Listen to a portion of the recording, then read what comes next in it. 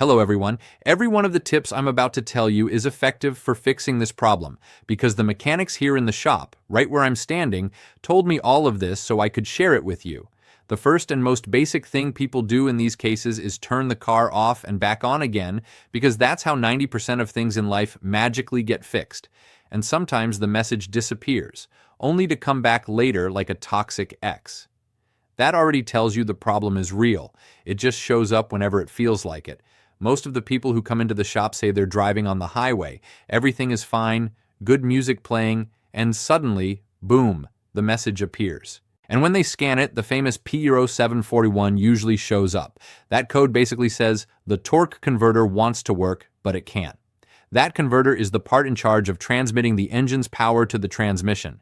If it fails, the car feels like it's slipping, losing power, or giving little jerks like it had a few too many drinks. And yes, this code shows up a lot on the 2017 and 2018 Pilot. So much that Honda released a TSB and even a warranty extension to address it.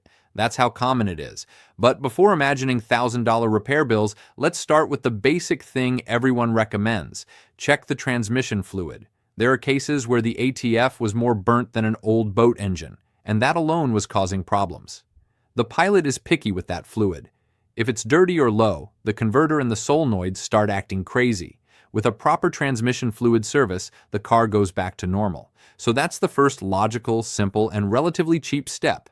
Now, if the fluid is fine, the next suspects are the wiring or the solenoids. These components are like the messengers that tell the transmission what to do.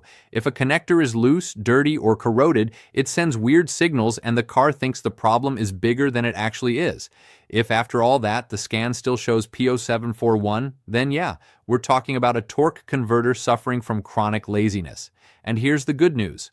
Honda knows this model tends to have torque converter issues, which is why they created a TSB telling dealers to inspect it and replace it if necessary. All of this is connected for a simple reason.